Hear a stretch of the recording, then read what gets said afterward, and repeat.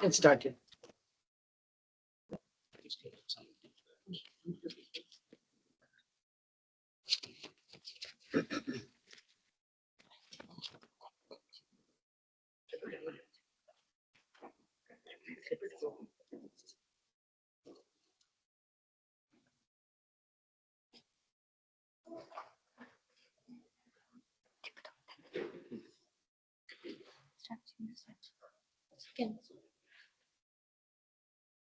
Good evening. I'm Rashmita here along with my teammates Saranya and Siri. Today we are here to present papers on SliceGPT, a compression technique for large language modules by deleting rows and columns. And the second paper is about dimension independent structural pruning for large language models. Large language models are neural networks with billions of parameters and that is trained on trillions of tokens. Here training costs are extremely high. So we use the pre-trained models. We reuse the pre-trained models for multiple downstream tasks. Deploying LLMs is expensive because it requires multiple GPUs because of its large size and autoregressive nature where multiple forward passes are required to process a single token. To address this, post-training model compression techniques are employed to reduce computational and memory requirements. One approach is sparsification, which reduces resource use by modifying trained models. However, existing sparsification methods often require additional data structures and offer limited speedups with current hardware because current hardware usually works on dense networks.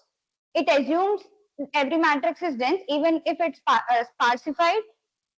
It does all the computations, so significant speedups are not observed. Common model compression methods here: distillation. So there are aspects, right? One is quantize, and that sparsification that is not really reducing the dimensions. Yeah. Here, what you're talking about is also reducing dimensions. Right? Yes. Distillation here, training smaller modules to mimic larger ones, and tensor decomposition. It decomposes the tensor into smaller structured tensors, and pruning. This is what we are concentrating in these two papers, like removing weights. Structured and unstructured. Structured removes entire heads. Sometimes, even if it's necessary, it removes the layers as well. And unstructured, it removes some random cells of a weight matrix or just some places of the weights. Quantization, it reduces the bit precision of weights. And many pruning methods requires recovery fine-tuning to regain performance, making them costly and hard to scale, which in turn makes them impractical for larger modules. SliceGPT avoids RFT, not only avoids, it doesn't require RFT. Compressing large modules using a single GPU. It only uses a single GPU because of its reduced dimensions in just a few hours. Yeah. How SliceGPT works? It's a structured pruning because it completely deletes rows and columns, entire row or column. This produces a sparse pattern, allowing some floating point operators to be skipped in the forward pass. Speed up depends on the level of sparsity and the structure of sparsity. Like if it's more structured, if more redundant columns or rows are removed, it improves the efficiency and improves the computational efficiency. Yeah. Before slicing, a single transformation is applied to preserve model predictions and ensure the slicing has only minimum effect on performance.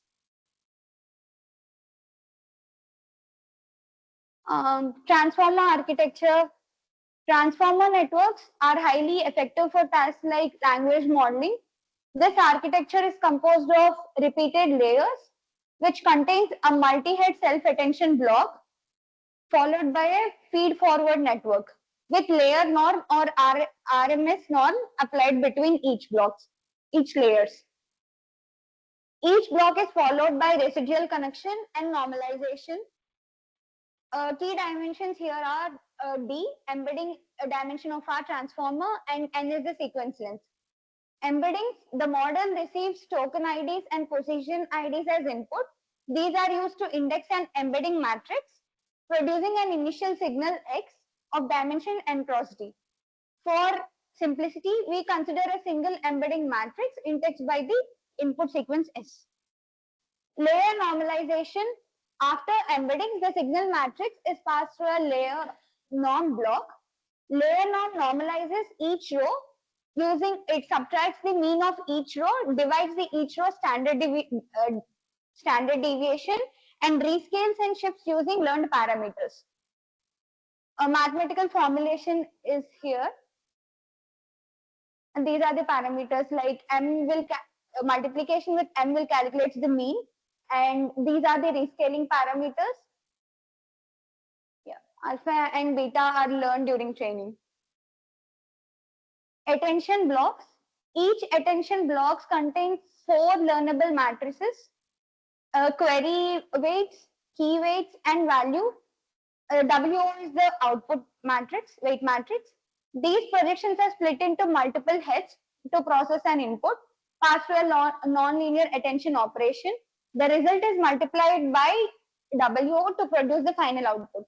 To optimize the computation, we concatenate these 3 matrices as input weight matrix. The attention block can be abstracted as sigma into XWN plus BN. This is the abstraction. Sigma denotes the non-linear multi-head attention operator. Feed-forward networks.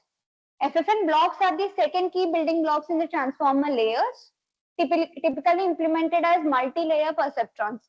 Here, standard FFN structure is given. W1, W2 are linear layers, and sigma is element-wise activation. Gated FNN variant, this is these adds gating mechanisms for the traditional FFNs. This is the abstraction for that. And here we can concatenate W1 and W2, similar to that one we did in the attention blocks.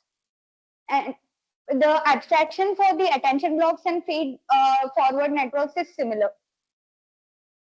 Forward pass after training, like the LM head computes logics for training loss and token prediction as XW head plus BW head after all transformer layers.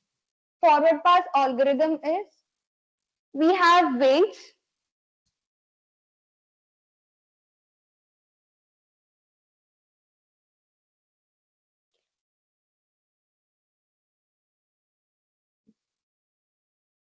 We have weights W in, B in, W out, and B out for all the layers, whether it's attention or feed forward.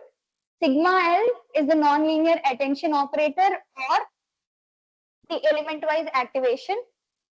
NOR and W embed, W head and B head, and the initial sequence. This algorithm includes the calculation of the embeddings and calculation of norms, including the residual connections for each layer. And we calculate the calculation of norm is important between the layers. SliceGPT will be discussed.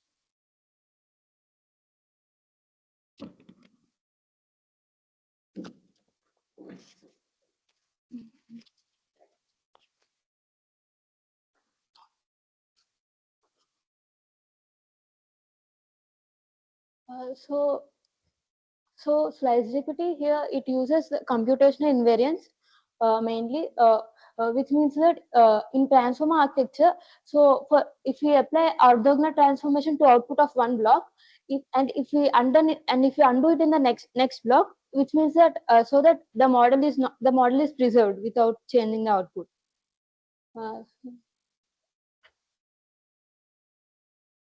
So how we are utilizing the computation invariances? So let Q be an orthogonal matrix, and suppose XL is the output of a transformer block, and if we insert linear layers of orthogonal matrix Q before the RMS norm and Q transpose after RMS norm, it doesn't change the network because the RMS norm of XLQ into Q transpose remains same. So this is exactly what I was trying in the previous presentation, right? I mean, you want some orthogonality is required once you start looking at cascade of operations, let's say through a transformer, multiple transformer blocks. So orthogonality cannot be dismissed. What I in previous presentation. Yeah, the moment you start looking at cascade, right, you're actually dealing with operators. So Basically. here this is because RMS norm is nothing but just uh, uh, replacing each row x with x by norm of x. So it doesn't change. Like if you multiply with Q and applying RMS norm and again do with Q transpose. And also as attention and FFN blocks are linear, we can absorb absorb Q and Q transpose into their weight matrices. And also like if you only apply to one, but due to residual connections, like where input is being added to output, the Q must be applied throughout the network from embeddings to head. So one question, I mean, are you looking for permutation within Q? You'll be dealing with permutation, right? Operation. No, like we are just transformation. We are doing transformation. But they do look at permutation. We do PCA. There was a permutation matrices in your title, right?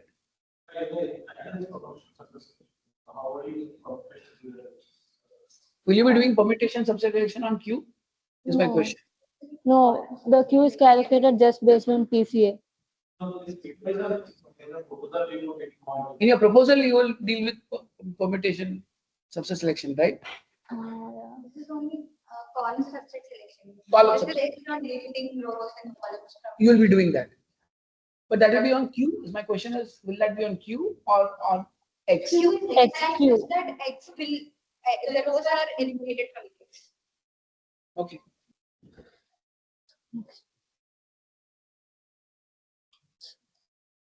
So based on this, we are having a theorem where the order where the transform with the given transformations, even with the given transformations, that will be equivalent to the original transformer. Like if we go to the algorithm, like with this.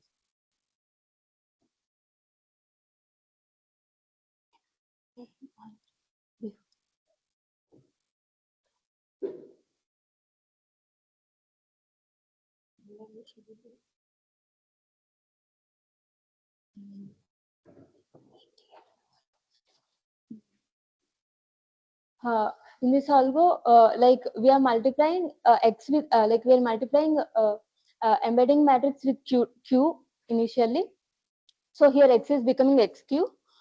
So when it comes here, we are transforming w in with q transpose. So this becomes the same, but here in w out and b out we are multiplying with q. So the z will be of zq in the new transformer. But here the final x will be of xq in this new transformer. And finally, as the w is again multiplying with q transpose, the output remains same.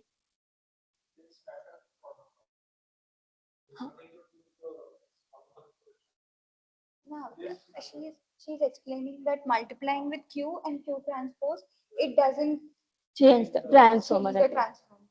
So performance is not being affected.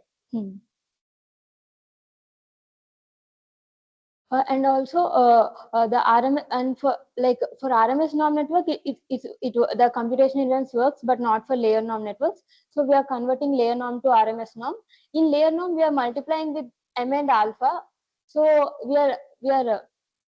so in this we are incorporating m in the output weight in the output matrix, and the alpha, which is the like scalable, into the input of the next layer, next block.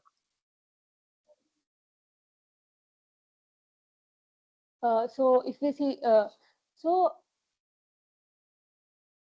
now after converting all layer norms to RMS norm, we can apply any orthogonal matrix to modify the model. So here, as this here we are trying to calculate Q based on PCA. So the projections on one on one block may not be optimal for the other, so we must use different queues for that. So here, like if we use input, like if the input is multiplied by q1 and k, here we are using q1 transpose, and if you if the and for the next block, if it is q2 transpose, we are multiplying the output with q2. So here finally the output will be of x q2, but here the initial input is x q1, so we are multiplying the residual with q1 transpose q2. So and for the calculation of q, we take a data set, I mean we take a calibration data set, we run the data set to a model after converting layer norms to RMS norms, and for each layer we compute the covariance matrix, and the orthogonal matrix is set to the eigenvectors of C.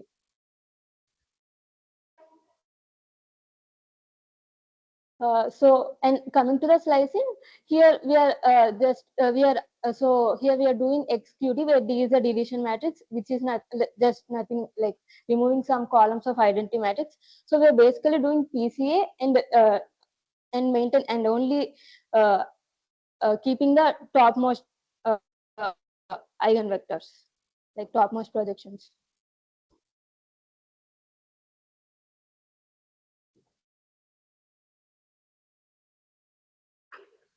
Wait, you skipped over that very quickly. So you talked about L2 optimal and all that. That slide you didn't spend too much time. That's so easy actually. Like for reconstruction, it takes like the reconstruction is L2 optimal, but here we are not doing. Our deletion matrix, you never talked about that. Yeah, deletion matrix is nothing but like removing some columns of identity matrix, like just removing some rows or columns of the XP matrix. So you're saying we never materialize a full ND n cross T signal matrix, instead we apply the relation matrix D during intermediate steps. But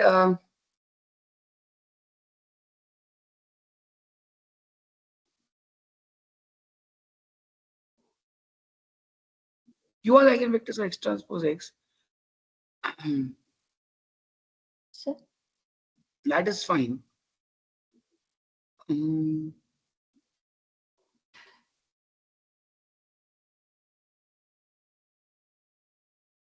So the D is, I mean, D is basically like the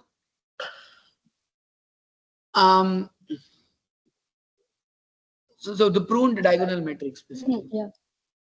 Added with zeros rather. Okay, fine. So this is what the algorithm. I mean, this is what slicing done. So coming to the results, for when compared to the sparse GPT 2:4 model, the perplexity is less, which means that the model is like more confident. Isn't this SVD going to be a very expensive step? So this is how much computation is this adding? SVD seems to be quite expensive, right?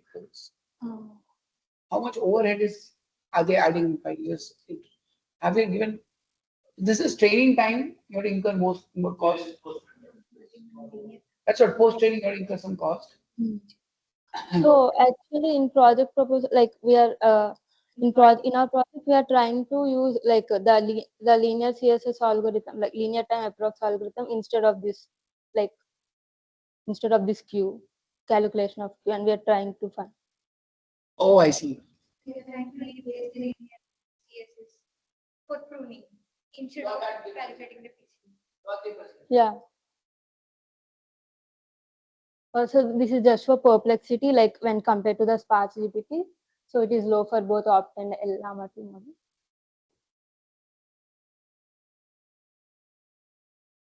And this is for the accuracy. So accuracy, and for the largest model like Llama 270B, and here we observe that the accuracy, the performance increases as the size of the model increases. So for the largest Llama 2 model, like of which is 70B, that the accuracy is almost similar to the dense one, when like even for 30% sliced. And also like after, and here generally the recovery fine tuning is not required, but even after applying recovery fine tuning with a low rank adaptation, so the accuracy increased better, like the accuracy is more like so like for dense model it was nearly about 76, and for the You're saying accuracy is increasing just by just by selecting subset of columns? I didn't understand what is the relative accuracy increase in? Is it relative to when the columns are not subset, or is it related to random column subset selection? Related to random columns. Random. Okay. Yeah. There is certainly a dip, right? Yeah. I'm saying that for dense, like normal one, like now for the dense, like if you consider all the like without any compression, the accuracy was like 76%. With 30% sliced, the even with 30% sliced, the accuracy is about 74%.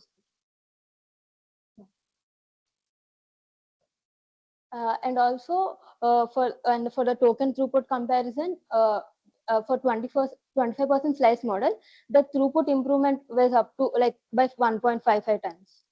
And also for 50% slice models, the GPU count is also like only we are requiring one GPU instead of two. So like if the GPU count is fixed, the throughput improves by 6.26 times. And this is for the inference time, where it is decreasing, like the inference time decreased for dense to the sliced ones. And also here we are computing the cost of slicing, where for all models it is approximately like it is taking from 1 to 3 hours, and for the recovery, like even if you include a recovery fine tuning, it is taking about 5 hours. Also, that's for the post training part, not inference, the right hand. This is cost of slicing. Actually, you should make your tables larger. This is so difficult to read. So when we compare, so like the final inference is that the inference cost reduced to 66% for the Llama 270B on this on this GPU, and for the RTX 6000 GPU, it reduced to 64%, and also the GPU count has reduced from 7 to 5. And when compared to the zero shot tasks, and the accuracy is of 99% of when compared to the dense for 25% slicing.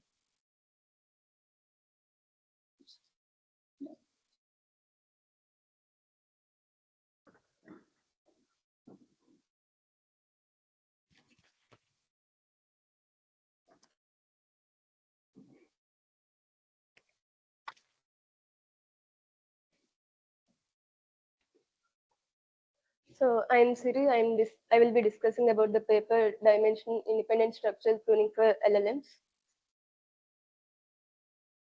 So generally,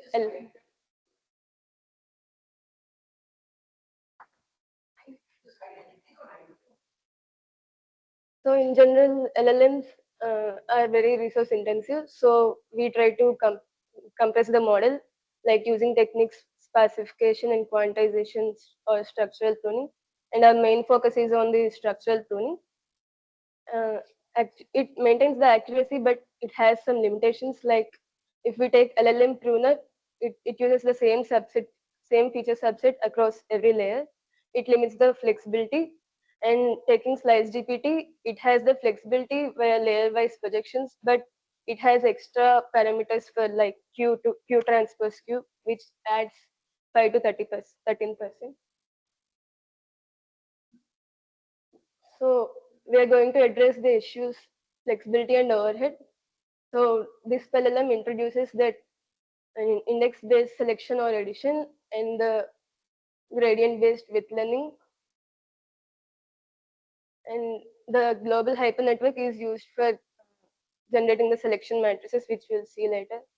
And its benefits are like fine-grained control over every layer, and it can be adapted for any architecture, and there will be no fine-tuning required after this. Like if we take other pruning models, if we take magnitude-based pruning, it will remove the weights with small magnitude, but we can't say if it is removing them efficiently because each weight might depend on the other weights also. So we cannot say whether it is efficient or not. And taking second order pruning, it does this Hessian-based information to prune connections, but it is also computationally intensive, and it is very hard for the large models like CNNs. And even if we do layer-wise Hessian-based approximations, it will reduce cost, but the scaling will remain hard. It won't be that much accurate. And more, papers like SparseGPT, GPTQ, and Wanda, even though they're efficient using the Hessian-based approximations, they still use unstructured pruning, which takes so much time to compute. They're very slow. So, and then taking LLM pruner, SliceGPT, and LLM surgeon, they have drawbacks like either additional parameters or the limitation of flexibility. So our DispLLM, it uses the index selection and addition, and it scales to LLMs efficiently, and it does not use any extra parameters or residual. And this is the SliceGPT, and this takes the continuous dimensions, and this is the LLM pruner.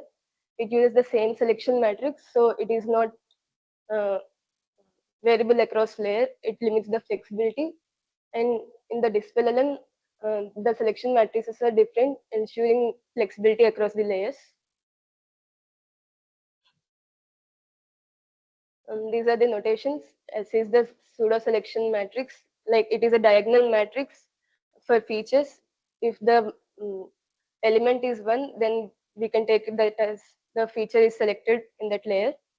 And NNZ of A is the number of non-zero elements in that matrix. And coming to SliceGPT, it breaks the structural dependence, but it has the Q matrix, which introduces residual connections, and decides the significant overhead. And the extra parameters is of order of L d square p square, which is generally greater than 10% of total model size. And if we take the basic setting of dependence-based pruning, then under that assumption, every layer must have the same width, which we can take as number of non-zero elements in S0 to Sn multiplication. And now, if we take without structural dependence, as we have to learn the consecutive layers, we have to insert the residual connection SL transpose into SL plus 1. Although it seems good, it has the issues. Like taking proposition 1, we can prove that number of non-zero elements in this SL transpose into SL plus 1 is less than minimum of these both. So we can say that the width decreases layer by layer. Number of non-zero elements in a matrix. So we can say that the width will decrease, either decrease or stay constant layer. Why did they revisited SliceGPT? SliceGPT uses this Q. These are not like Q. These are not ortho. The Q. They are like these. There are other paper you presented where they had the same structure in every layer. Yeah. But they are now they're just changing the S for each layer. Yeah, there are residual. The same. It's adding overhead, significantly more overheads also, right? S is the selection matrix. It is a very sparse matrix. It is a diagonal matrix which has only ones in the diagonal.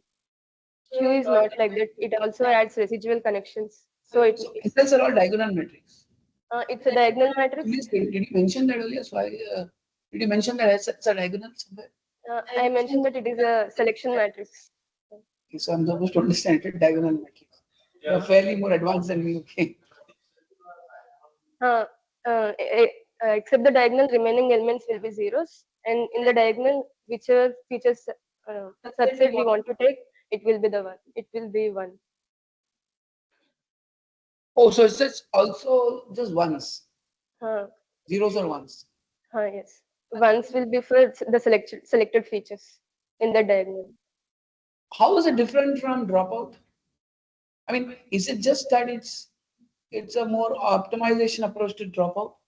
Can I interpret it this way as? That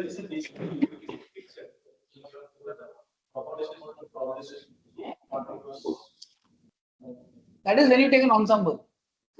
If you don't take ensemble, if you just work with one of those dropout instances, and it's pretty much like this, right? Is it just one instance of dropout? Is it equivalent to? Do you understand? You don't understand Yeah. dropouts, right? Is so is this equivalent to this- just single instance of a dropout? Yeah, it is similar to. But it's is it? But you're learning it. You're learning to do the dropout. Yes. We are learning using the hyper network. So you're going to be talking about hyper network Yeah. subsequently. Okay, go ahead. From this, we can say that the width decreases or stay constant when we go into deep layers. So the main obstacles for us. So this is so basically uh, the compositionality is going to create more sparsity. I mean, basically, it's like in database also, if more the joins you create, the more selectivity. So selectivity is increasing as you compose them. That's the main point you want to make here. Yeah. So the main obstacles are if we take the structure dependence, we are getting uniform embedding, like all layers are having the same feature subsets, and it is limiting the flexibility. Uh, Even if we introduce the residuals, there is shrinkage layer by layer. So we're introducing the this LLM. So the problem is that residual connections enforce structural rigidity, and the solution is that uh, uh, relocate the matrices into the residual path.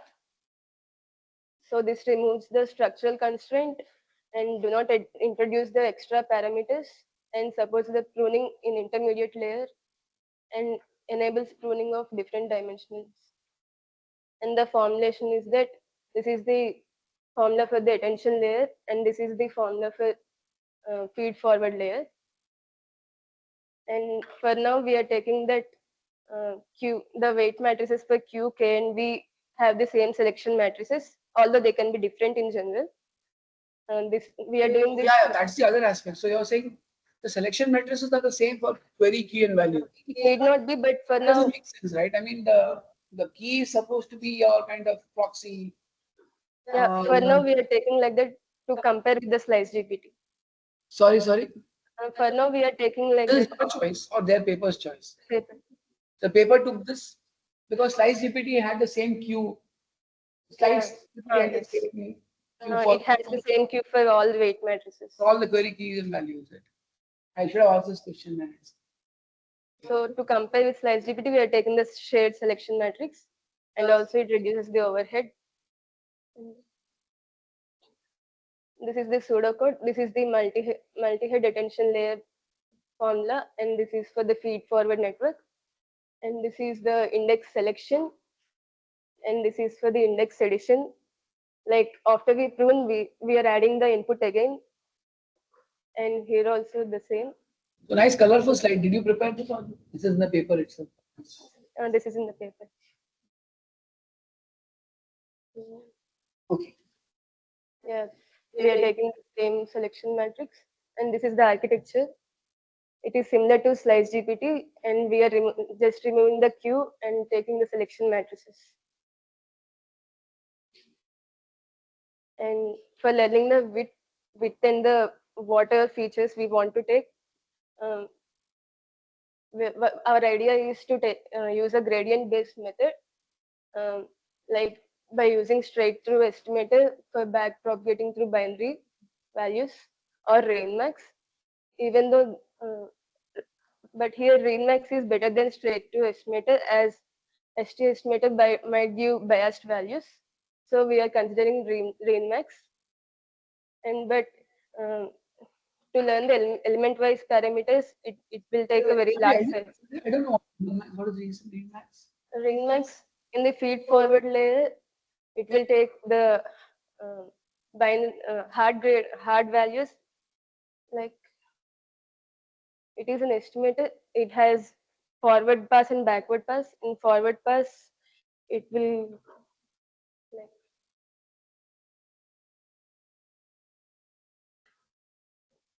like it is like a neural network. In the forward pass, it will take the hard values, and in the backward pass, it will take the gradients as a distribution and uh, calculates the values for the selection indices. And then doing element-wise learning parameters is insufficient due to large set space. So we are introducing a hypernetwork. This hypernetwork is also a neural network which gives the latent parameters for the ReadMax. And now the ReadMax calculates these sparse like selection indices using the hypernetwork. This is a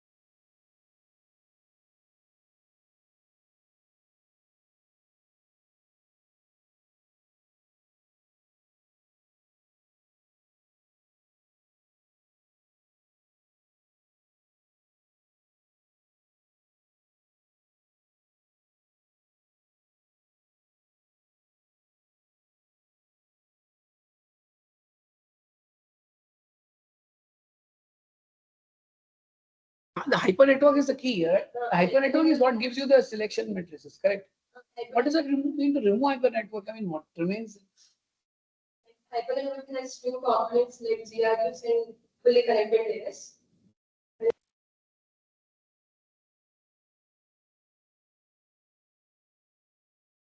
So you're not removing hypernetwork. You're They are removing the part of hypernetwork.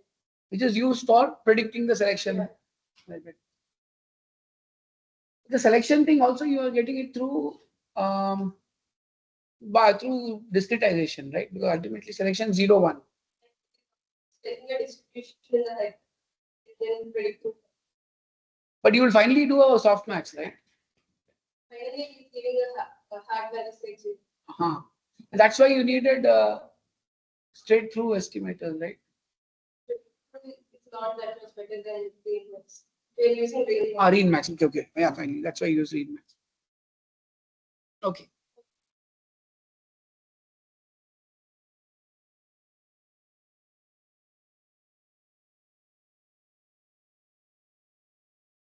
I think the key takeaway just give because experiments you don't want to get lost in detail.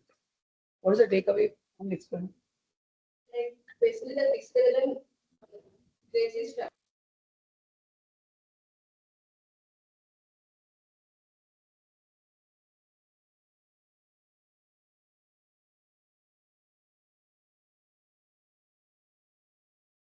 And but without compromising because it would probably have some compromise, right?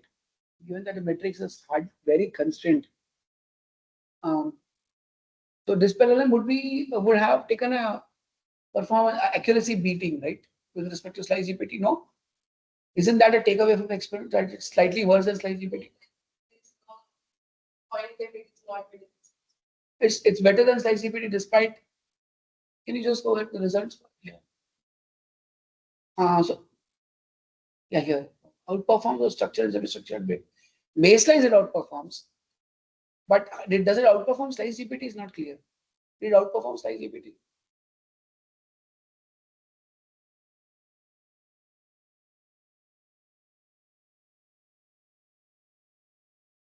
Values it is also use SliceGPT. We take all these values, they're all less than for SliceGPT. This is the perplexity. So perplexity wise, but on benchmarks, maybe it outperforms on perplexity, but benchmarks also it outperforms. Okay, that's important as a test, right? Okay, go ahead. What's the project proposal?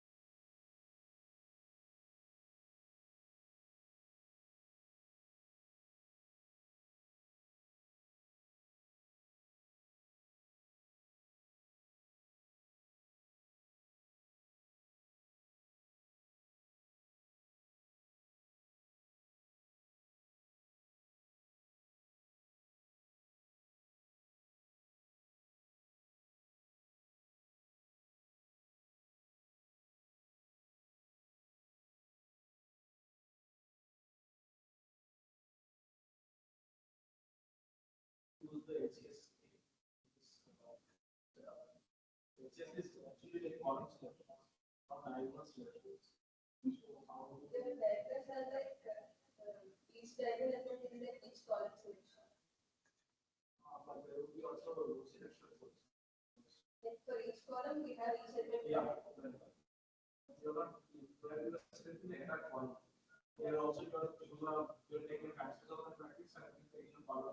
return the edges of the column and we have each element.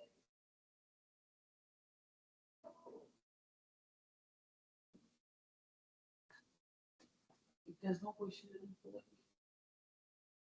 very interesting.